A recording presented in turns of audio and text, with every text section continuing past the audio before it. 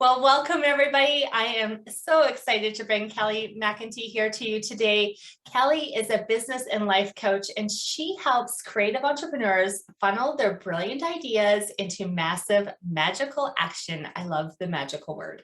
I'm excited to have her come back and speak to all the coaches here in the community. But today she is here to share her story with us of how something traumatic of losing her dad and the grief and the sorrow that comes with that, and how she has been able to transform the way the healing process and all of the things that comes from losing a loved one, and how she's been able to take that pain and then turn it around and change her mindset and come into the space of coaching. And I'm excited to dive into this topic with her today because I too have lost a parent, and it's not easy.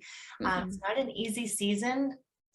Do the seasons even end? Let's just be real. Right. Yeah. It's been 5 years and I'm still in the season of it, Yeah, it's 25 years for us, and we still miss Wow. our mom. So it's Mhm. hard. It's a hard thing to lose. Yeah.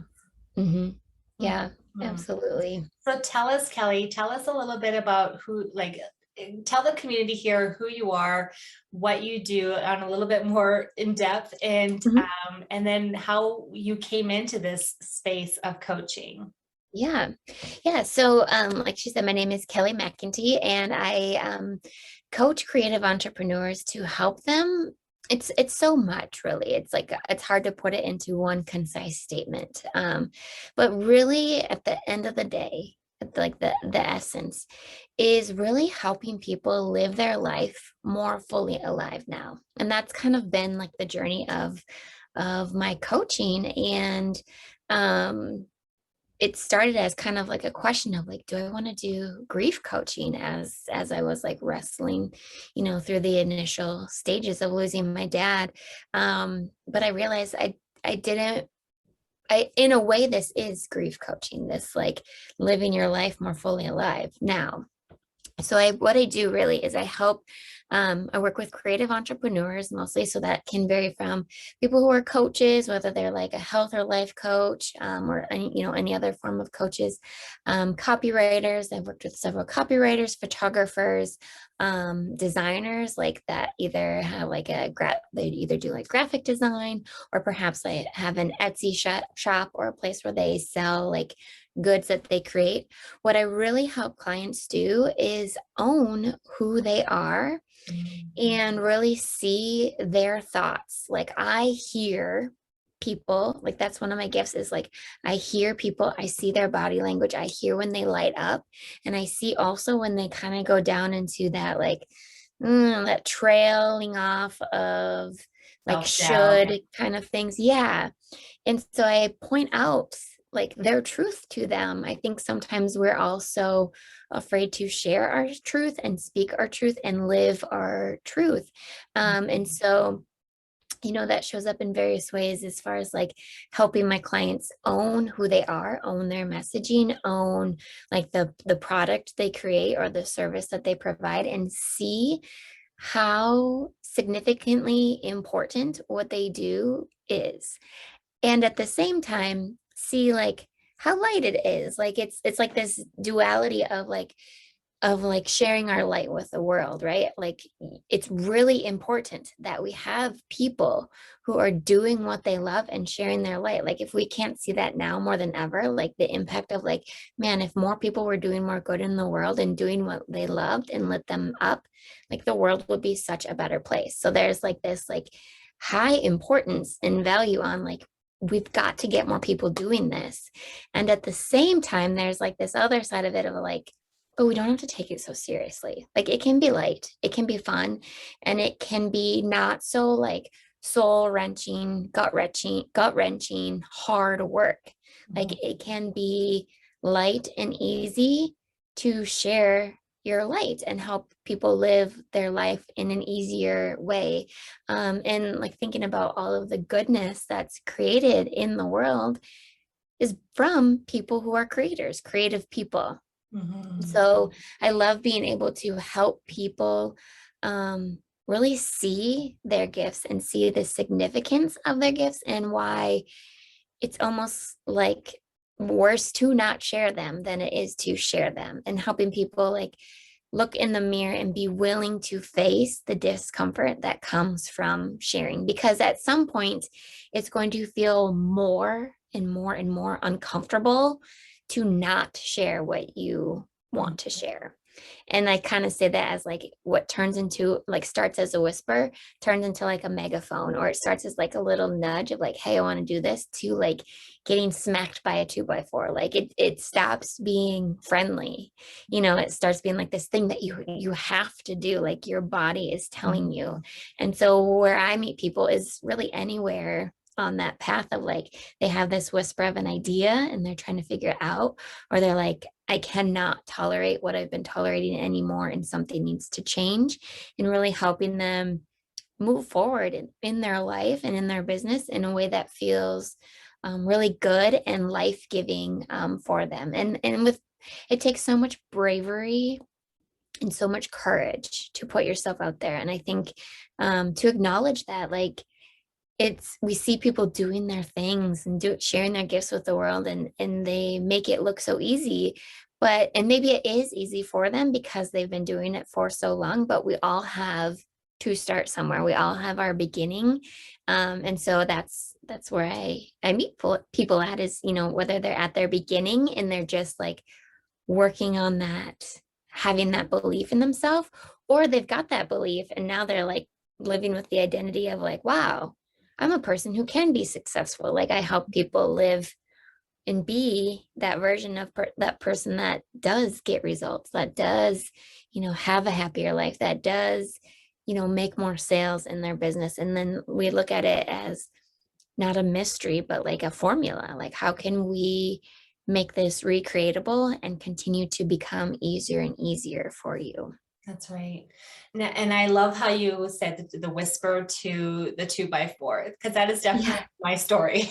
Yeah, right. Yeah, and it does. If you're not going to listen to the whisper, like your body will tell you, your circumstances will tell you, there'll be all kinds of pushes and pulls to bring you into the call that you have on your life. So right.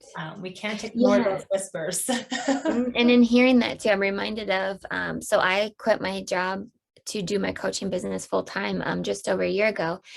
And I'm thinking of like the conversations I was having with my husband, even about it. Like they turned from like, honey, you can do this. Of course you can, like really nice, gentle support, to like we are not having this conversation anymore.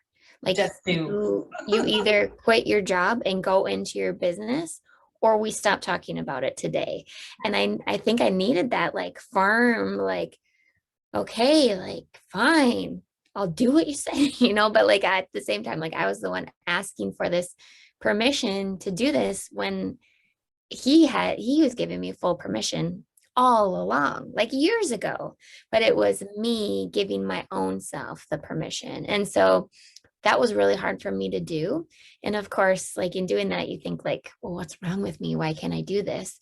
But that's like everything that was right about me, and like where my superpowers are, like as a coach now too, of like helping you be your own permission slip to do what you want. Like so many people, if they just ask, like the people around them, they have so much support from their people in their life, and yet they're still not taking the action because they're not fully supporting themselves. And that's what's required to do the things, to take the action and do the scary things and take those steps forward.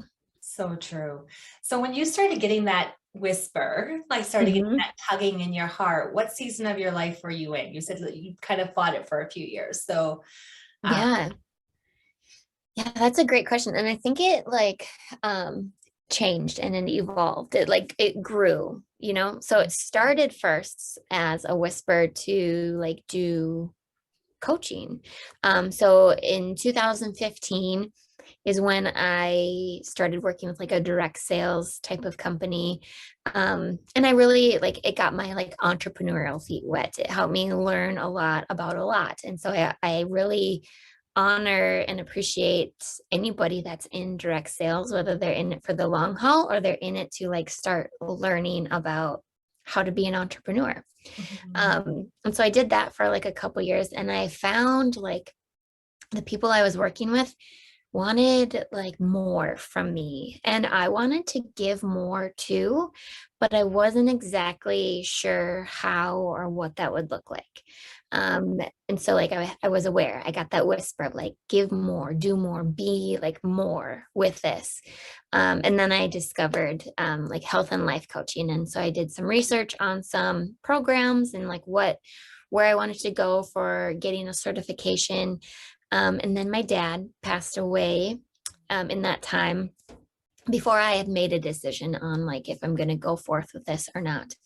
And so then my life got really, sidetracked into that grief and living in that like new version of life. And that was a really, really, really hard time. But through that experience, like his life showed me, he passed very suddenly and very unexpectedly. Um, he was stung by bees. Actually, he's allergic to bees, and he was practicing bow hunting in the backyard. So he was doing something he loved. Yay!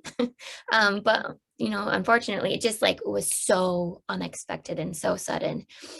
And I just like recalled his life of like he's such a like a joyful person. Like who you got, who you saw was who you got. He wasn't one of those like out here in the world this way, but at home he was this way. Like he was just Tom. Like Tom was Tom to everybody. Mhm. And but one thing in particular that always kind of like bugged me was he was so good at doing woodworking type of things, and create like he would create a pattern for like a dresser out of his own brain, and he would make like the most beautiful things.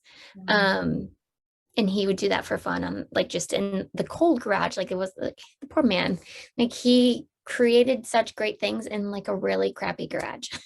Aw. um but he also would come home from work a lot and like complain so much about work. So I lived this story that if it's not work, it's not hard. Like work has to be hard. Work has to be miserable. You have to like fight for every dollar you make. You have to like complain about your day. Like if you're not doing that, then are you even working? Like wow, wouldn't Well, that be nice if you like loved what you did? That's kind of like this story that I had. And I realized, like I don't like that and I don't want that anymore. Like that's silly, right? yeah, just had that Uh, urge to change that narrative, right? yeah, yeah. So then I saw eagles are a thing. I was thinking in my head, like, do I want to do this? Do I not? It's an investment. We're planning for our wedding. Am I going to have time? All of these sorts of things. And as I was like thinking that, an eagle flew over my car. And I just like took that as like, yes, you have to do this. And so I got certified in a health coaching program, which then led to certification in a life coaching program. And so then I started helping women like lose weight and feel really good and strong in their bodies, which was really good. And it was fun. And I loved that. But what I really loved was like the end of our coaching together, when they like the results were had, like they lost the weight, they felt confident in their body. And then they're like, I really don't love my job. I'm really like unhappy in this relationship in my life. Like the real things started coming up. And I wanted to be there to like catch them, to be like, oh, okay, yeah, I helped you with that, but here's where I can really help you. Mhm. Which is so Um, good because those things are attached to our emotions will yes, just bring us right back to where we were before we lost the weight if we yes. don't get them in check, right? Right. Yeah, exactly. Yes. And so I loved like the courage that women found within themselves Mhm. going through that. And then I tried to do both. I tried to do health coaching and life coaching, and was really like confusing my own self with what I was offering people and what I like how I could help them.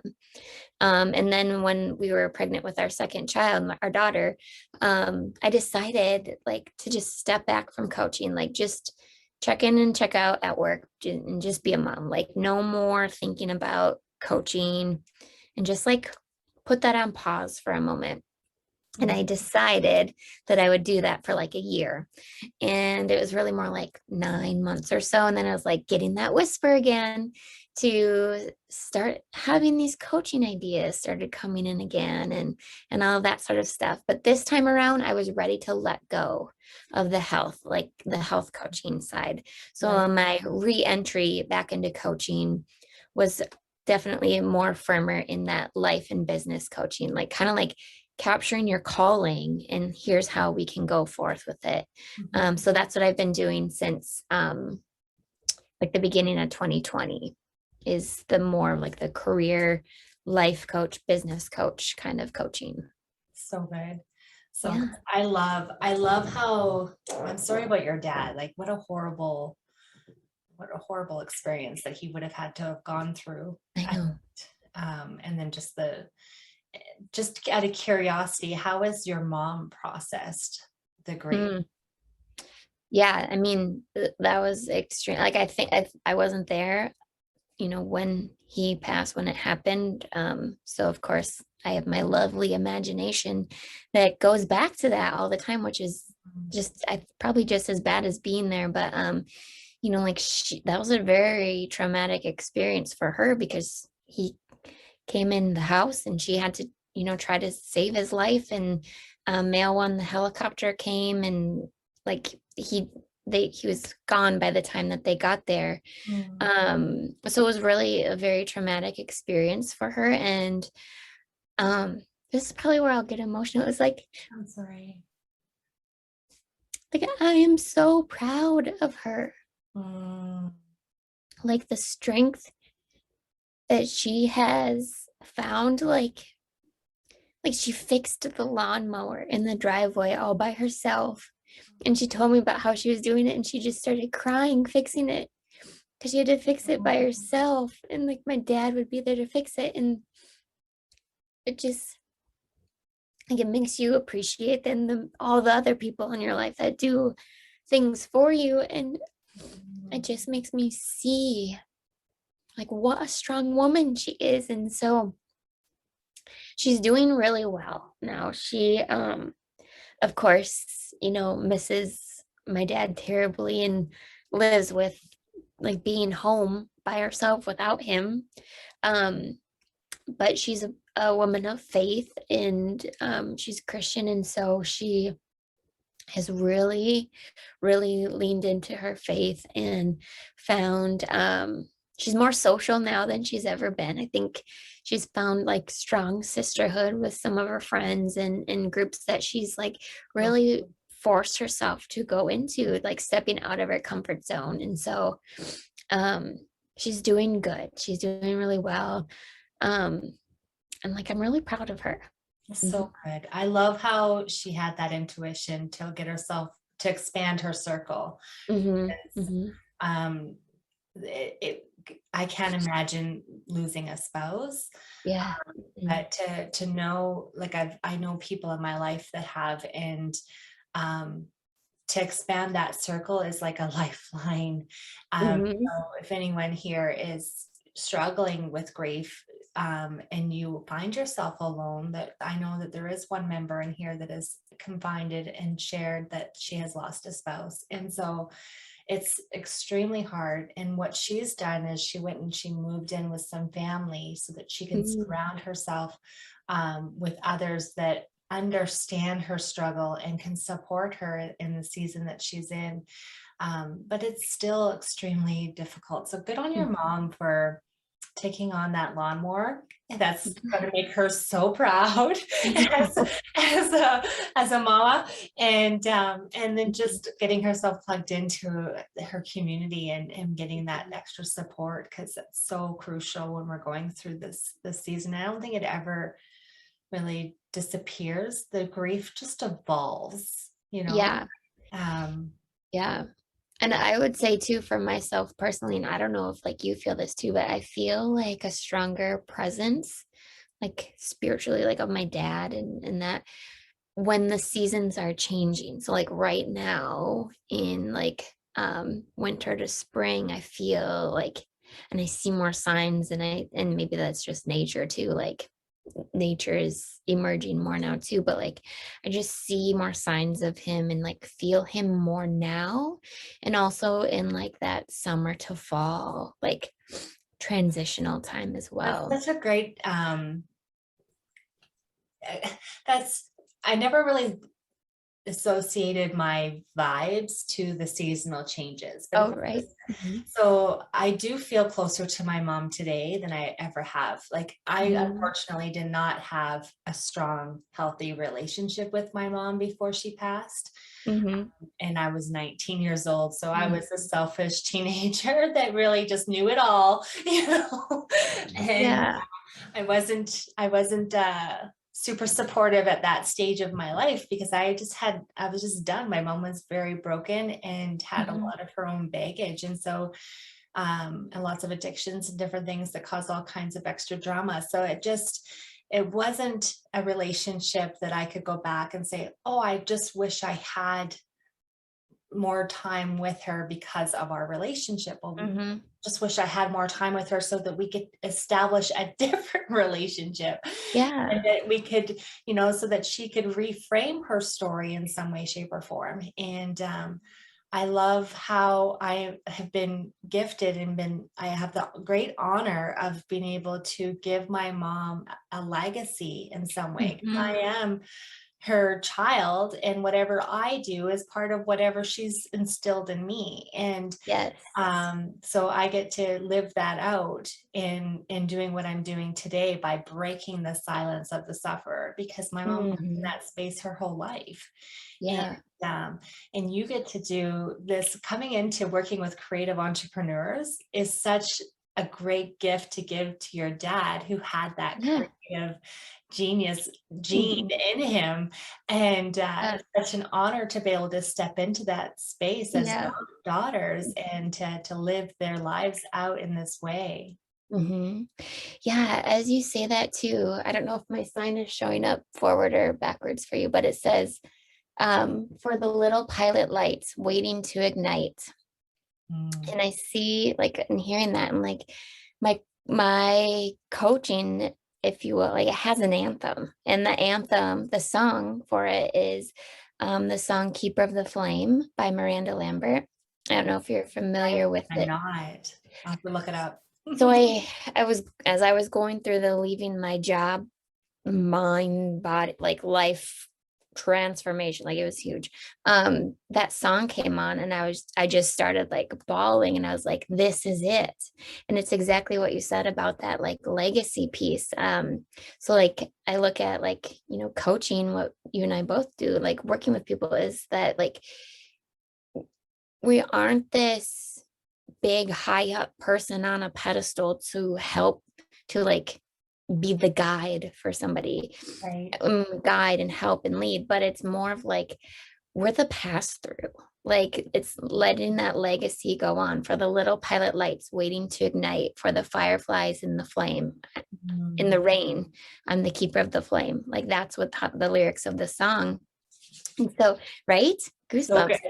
And so I hear that, I heard that song and I see that coaching is like somebody has this idea over here. They have this thing, this whisper, that they're wanting to do. And it's just like this teeny tiny spark, or it's like kind of a flame that, is really might blow out with the slightest breeze, but they want to keep it going. And so we connect and I help them, like you help people too. We help people. And what we were really doing is we're just like giving that flame some life, giving it some oxygen, letting it like be bigger so Mm. then they can go on and they can continue doing that. And then that's their own like torch or flame that they've lit that then others can do too. And so that really is that like that legacy piece. And so um that's so much of like the work of the coaching too, is like we all like you bringing being brought up with your mom, like you have a choice with the legacy that you've been brought into. Like Mhm. you can't help that that's the legacy that has been yours, that you have been brought into That existence into. generational curse, yeah. Right. However, like it's your choice how you bring that forward for her and then for the other people in your life that you want to leave like your own legacy with as well. And so it's really that like you're a keeper of the flame. You get to decide how that light continues on. Mhm. And you get to reshape that light that you've, been ignited with as well. I remember even when I was going through my healing journey, like the depths of my healing journey got really dark for me. I Mhm. remember this is when after Christ got a hold of my heart, and I remember just saying, like, God, you say, like, the beginning and the middle and the end of my life, and that you love me and that you will never cause any harm to me. If you love me so much, why did you put me with that family? And Mm. because I was the ugly duckling in growing up, I was the Mhm. one that was outcasted. My brother used to say I was the milkman's child, which Mm. rightfully it could be true because I am a product of prostitution. So who knows whose daddy I Mm. am or who's my daddy. Mhm. But when God got a hold of me, he's like, he showed me that he's my daddy, which, there's no earthly father Yeah. that can ever, come close to him, which is completely fine with me. And then when he was talking to my heart, he says, well, Stacy, if not you, then who? I need you to Mhm. be their light. Yes. And I was like, say what? Like, how do I do that? You see in this little dark pit that I'm like comfortable in? Mhm. How do I do that? But he started pulling at me and stripping away all of my junk. And I honestly, my whole entire life, he gets the glory because there's no way that I would have survived my childhood without him overseeing it. Even though I Mhm. didn't know it at the time, when I look back, I can see his hand protecting me in a lot of different crazy situations. And Mhm. then and then just how nurturing and encouraging and loving and supportive he is as he walks me through all the different levels of healing that I've had to endure. And to this day, if I look at me and my family, I would say that I am the lighthouse. And Mhm. my older brother, when my mom passed, he got into addictions. You want to talk about the crossroads of legacy. Right. My brother went that route, and I'm like, heck to the no. I need to Mhm. find a better way. And so it's been 25 years for us, and he was caught up in addictions for over 22 years, and Mm. he is 2 years clean, and he has given his life to Christ, which Well, I never thought was ever possible. But you yeah. just keep praying without ceasing, and you just never know what's going to happen because God's in control, Mhm. right? So Yeah. yeah. Yeah. Oh my goodness. And so much courage to both of you, really, like for your brother too, that it's like it's never too late, No, no. and for you to just have that awareness and knowing of like what you want. Like it probably would have been easy to just do what maybe other people would expect of you or like, oh well, Don't get me that's wrong. that's her daughter. I did try to self-soothe, and I did, Oh yeah. my mom taught me two things in life. She spread your legs for love, and Oh. when things get tough and scary and violent, you pack the car and you run away. And Uh, I was on that same journey. I really truly mm-hmm. was. I was racing away from a very unproductive relationship, and Mm-hmm. I had packed my car and I was running away with my daughter at the time, and I fell asleep at the wheel, and we Oh got my into a gosh. really bad car crash. Oh my And gosh. that's when God was like that. I didn't know God. Growing up, Jesus Christ was a swear word for us, like Oh, I you're had right. no Mm-hmm. idea. But I just remember as I woke up and I seen us driving up a guardrail at 100 kilometers an hour, which is about 80 miles an hour, and my front end was going straight to the skies. I was like, all right, if you're ready for me, that's one thing, but you're not taking my little girl. And being, I was just a young mom. Like I was 7 months pregnant when I lost Mm-hmm. mine. And so she was about 2. So I was about 20 years old, right? 20, 21. And, Mm-hmm. and she was in the passenger seat. Well, I didn't have her buckled in because it was in the middle of the night and I didn't want her to be all like this in her car seat. So I'm like, oh, this would be, more comfortable for her.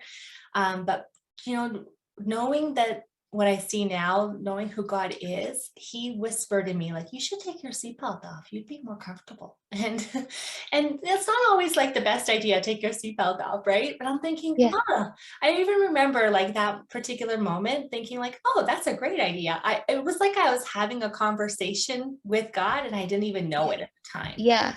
And when I took my seatbelt off, it was moments later I'd fallen asleep. And when I opened my eyes and was hitting the skies, I was like, all right, God, if you're ready for me, that's one thing, but you ain't taking my little girl. And I was able to throw myself over on top of her Oh my and gosh.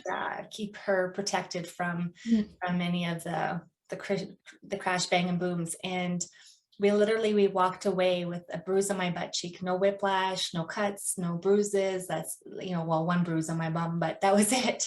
And I had smashed the windshield out with my back, and I Oh was my like, gosh. all right, this is all right, there's got to be a God. Like, how do I Mhm. get your number? Like, Mhm. so that's what forced me to turn around and go face my problems and stop running. Oh. That was kind of like the pivotal moment in my particular journey of my faith walk, is just like, all right, Mhm. sometimes you just got to break those generational things, and it takes work. And we Yeah. be uncomfortable to get to a place of healing, right? Like, you got to Yeah. face it to heal it. And Mhm. that is definitely the turning point in my life that got me like thinking, all right, I'll start seeking. And I'm Yeah. still doing my own fleshly things, right? But Right. I was stubborn and a little, you know rebellious, so it took me a while. Mhm. but, but it's such a good it's heartwarming to know that he will not stop until he's finished the good work he started, right? So, Mhm. Mhm. and when he has a call on our lives, which he has for each and every single one of us, Yeah. as Mhm. long as we answer the call, he will continue to pursue. He ain't just going to force himself on us. Right. We have to invite him in. There's like this, like the thought, the thing doesn't come to you if you're not ready to receive it or to see it. Mm, so good. And yeah, like even when the thought comes to you and you have major resistance to it, like investigate that too, because what you resist, like for you, like going back Mm, and like you were probably like, I'm not gonna face this, like no way. The easy thing is to run away, but mhm, like your biggest growth as a human is to face your resistances. mm. So good. Hmm. So that could be a presentation all on its own, right? Yeah, right. So good. So, Yeah, and in like a much like lighter sort of way, I've been practicing that my in my own life. Is somebody was telling about a like a workout program that, like, normally if I hear about a workout program that I'm not that into, it just like, oh, yeah, sounds great. Like it just passes through, it doesn't really like yeah. create a feeling for me. And she was sharing about it, and I just felt like this, pardon my language, like a huge like hell no to this, like absolutely not. Why would anyone on earth do that? Like that's like I was so resistant to it. And like I noticed that after our conversation of like, wow, like, why were you so like you could just have like, oh, that's cool, good for you that you're doing this. But I was like, forget that. Like, who would do How? that? Yeah. And so it was actually that like absolute no that turned me into a yes to like trying this like workout experience that this person was talking about. And it has created some of like like the simple act of doing these like workouts has created the most profound breakthroughs for me. Mm, Oh, I listen to the, like we always hear like only do like what's an absolute yes, mm, otherwise it's a like like it's a no. And I'm like kind of like experimenting with myself of like being curious as to like it could be like a no, not right now, but like when it's like a absolutely not, Like, why is it an absolutely not? Just like you, like, I will not go back and face this thing, this person, this relationship. Like, forget that. But that's when you do that, then that's where, like, look at where you are now today. And that was like a pivotal part of that, I would imagine. Oh, huge. Yeah, huge. Mhm. You Mhm. know, just adds to the list of not what you don't want in a future husband. Yes, But right. again, it continues to establish that strength and that solitude within yourselves to know like where your deal breakers are in a relationship, and be Mhm. able to Mhm. communicate those things is a challenge for a lot of people to actually have those really depth conversations. Like my husband and I are going on 19 years married. That ain't no easy task, I'll tell you Right. that.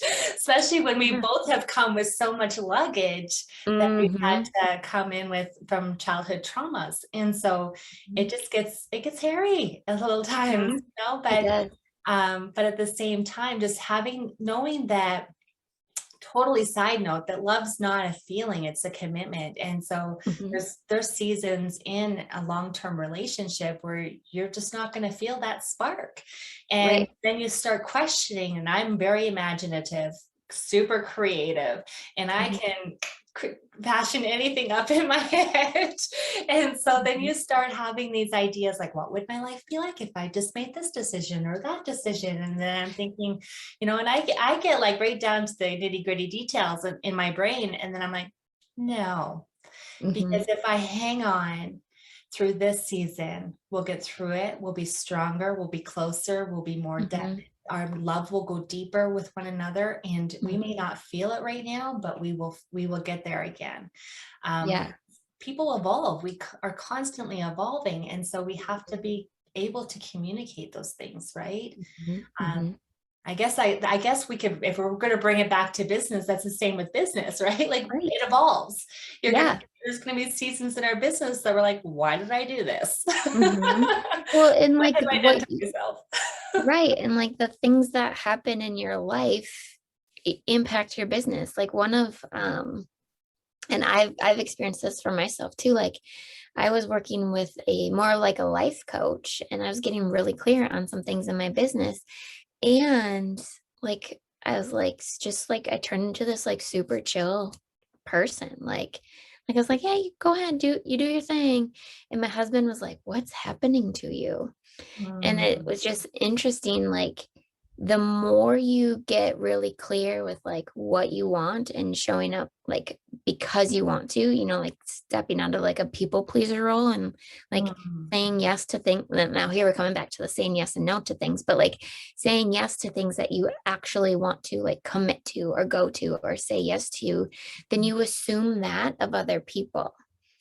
And mm, it just made, for me anyway, like show up. It made me show up just more like trusting of myself and therefore trusting of like my husband and other people in our life, which then led me to like release some control where I did kind of like chill out a little bit. And one of my several of my coaching clients, actually, it's funny how like what you change is how you change people.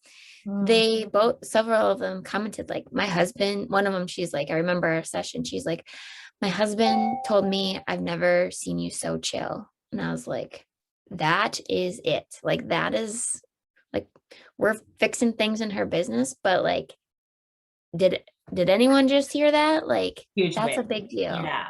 Because Mm-hmm. even, because my husband and I have been working together in the accounting firm for so Mm-hmm. long, and seeing each other day in, day out. And the whole transition of coming into this coaching space has been a wrestle. Like, how is this going to affect our marriage? How is this? Yeah. I know my husband still hangs on. He still wants me to be a resource within the accounting firm, which I really don't do much more than payroll, which is not very many hours every couple weeks. Mm-hmm. But I show up once a week. I show up to management meetings, and I really have no idea where they're taking the business anymore because my focus just isn't there anymore. Mm-hmm. But Right. But in that transitional period, my heart wasn't in the business anymore. And so my anxieties would rev up Mhm. and then I would feel nauseous, like physically sick as I was driving into the office. And I just had a heart to heart with my husband. I said, Mhm. every time I go into the office, I feel like another piece of me is dying. I'm Mm. not doing what I'm called to do here. Even though I love working with you and I love what we've done together in this business and what we've Mhm. built, I will do whatever it takes to train and replace myself with capable people to support you so that you're not being left hung out to dry because a Mhm. stressed out husband ain't going to serve the family, right? Right. So I had to work really hard to find the right individuals and really train and replace myself with those people. So he is well supported. But that whole season of just like, what is this going to look like for us? We had a few cries and Yeah. heated conversations and what ifs and worst case scenario conversations as we were making that transition because it is different, right? Mhm. Mhm. So Yeah. Yeah. And like look at that though. Like a lot of times I think I know for myself when I was like leaving my job, I thought like, well, who can they find better than me to do this? And like, what kind of thinking is that? Like, and not to say that that's what you were thinking, but I think that's a lot of times what a lot of people think when they're like feeling guilty about leaving this thing that they don't want to do anymore, but they're like, but I'm trained in it, I'm good at it, I've been serving this place for so long. But like to think about like how it could actually be a better service for both parties. Like it could be a better service for like your husband, his company, that he has somebody in there who really wants to be there. that's And right. like for you to leave, like you're creating an opportunity for somebody who like really like they thrive in that kind of work. And Yeah, like by you removing yourself from that, you're actually like everybody wins because you get to do more of what you want to do. Somebody else gets to step in and the business, the other company gets served better as well. I love that, Kelly. Because I actually, one of our conversations, I said to my husband, I said, honey, I am an anchor. I'm keeping us at shore.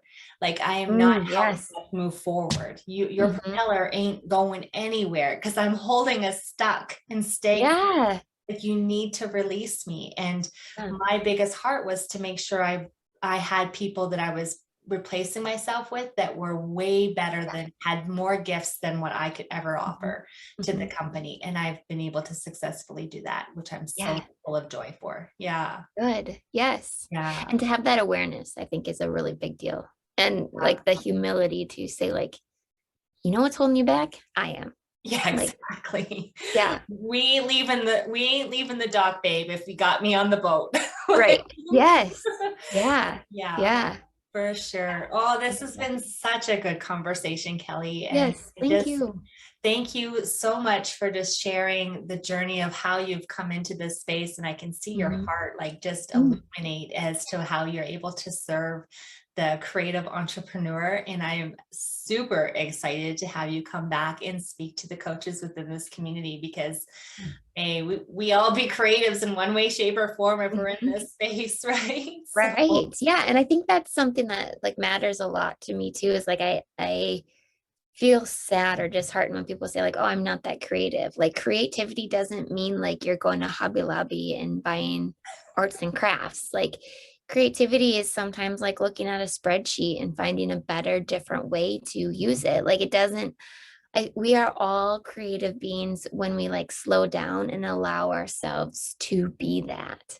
oh, Um, and so yeah, we're all creative entrepreneurs, right? thank you for sharing that because Mhm. some people think they do align that, Hobby Lobby or Yeah. having to be able to draw or paint or do something of Hmm. that nature Hmm. as a creative, but you could be a blogger and be a Right. creative, right? Like Mhm. we do not, there's so many different ways that we can tap into that part of us, and we all have that seed in us. Yes. So just allowing ourselves the freedom to dream and to elaborate and expand, that's Mhm. all creative. That's all Mhm. stuff that's within us. And we all have dreams that need to either be watered and nurtured or unlocked and released, right? Right. Yes. Yes. So, Right. so good. Yeah. So good. Yeah. Well, So thank Kelly, you so much for having me. This was so good too. Thank yeah, you. but just before I let you go, if anyone Mhm. is hearing your story today and they're like, I like to actually explore what this might look like for me, how does somebody here Mhm. in the community get in touch with you? Yeah, so I'll just share my email. That's a real easy way to Sure. connect with me. It's Kelly. It's a lot of L's in this, but Kelly at livewellwithkel.com. So Kelly at livewell with Kell with Kel. That or I'm on all my social media is Live Well with Kel, or like I'm on LinkedIn, Kelly McEntee, or my website is livewellwithkel.com. Oh, I love how Or you I'm have, here in the community too, as yeah, well. Yep. awesome. Yeah. Awesome. Thank you so much for coming and sharing your story. I'll make sure to put all your handles here within the video. And Perfect. I can't wait to have you come back. Yay. Thank you, Stacy. This was so good. Thank you so much, love. All right. Thank you. Bye.